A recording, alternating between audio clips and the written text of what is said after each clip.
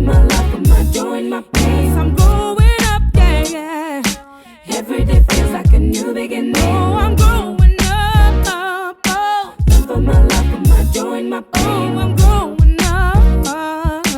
Every day feels like a new beginning.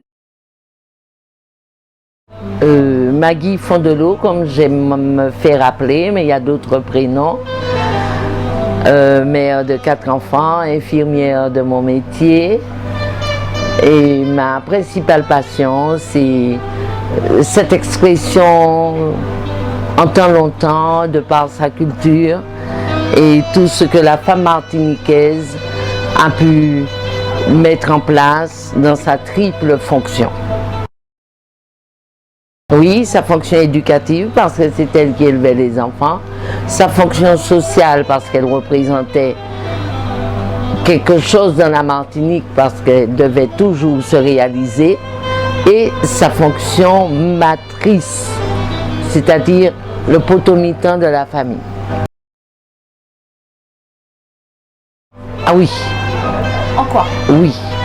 La femme martiniquaise, elle a ce qu'on appelle cet engouement d'être belle. Elle a toujours envie d'être belle. Et avec un rien, sa créativité est allée à donner à la Martinique une tradition en ce qui concerne le vêtement. Avec des bouts de tissu, avec un rien, elle arrivait à mettre en avant cette beauté de notre costume.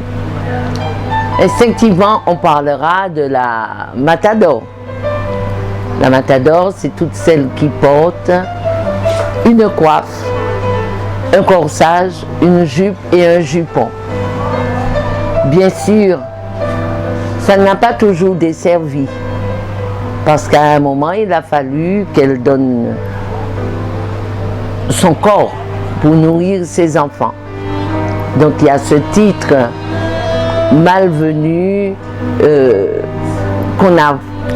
qui fait corps au mot matador. Mais quelque part, c'était tout à son honneur, parce qu'elle le faisait pour nourrir ses enfants, tout comme Haïti a donné son sang. Pour revenir à la tenue, j'ai parlé de coiffe. C'est la coiffe qui dit à qui on a affaire, sa condition sociale, si elle est libre, un bout. Alors, la coiffe, c'est du madras qu'on a noué en laissant apparaître des bouts. Le premier bout, mon cœur est libre. Le deux bouts, je suis retenu, mais vous pouvez tenter votre chance. 3 bouts, je suis une femme mariée. Et après, c'est là que elle va se vendre.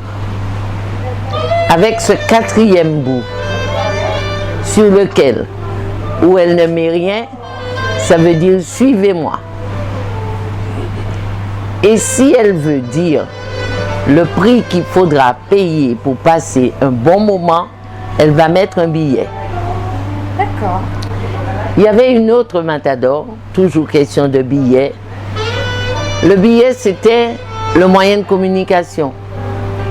Nous étions colonisés par les Anglais, les Hollandais et les Espagnols, avant que le français n'arrive. Et quand il y avait au port les différents bateaux, elle mettait devant la tête les différents billets. Et les matelots savaient ce qu'ils auraient eu à payer. D'accord. D'autres matadors, toujours les coiffes. Il y avait la matador affranchie. C'était la plus riche de toutes. Elle a pu s'acheter sa liberté. À quel prix? Sa coiffe, une coiffe plate, mais avec un éventail derrière. Le nombre de plis de l'éventail indique le nombre de riches propriétaires auxquels elle a appartenu. Voilà. Et puis la dernière des coiffes, la tête calandée. C'est la coiffe que porte la grand-mère avec la robe d'apparat, la grand-robe. Cette même coiffe la grand-mère va la garder après une cérémonie, baptême, communion, mariage. Elle va enlever sa grande robe, elle va se revêtir de sa gaule blanche, mais elle va garder sa coiffe. Là, ce sont toutes les coiffes qu'on avait communément, qu'on voyait souvent.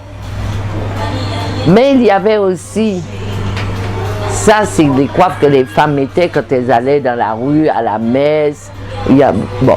Mais il y avait surtout cette coiffe matrice. Dès le réveil, elle s'attachait la tête, sans faire monter les coiffes.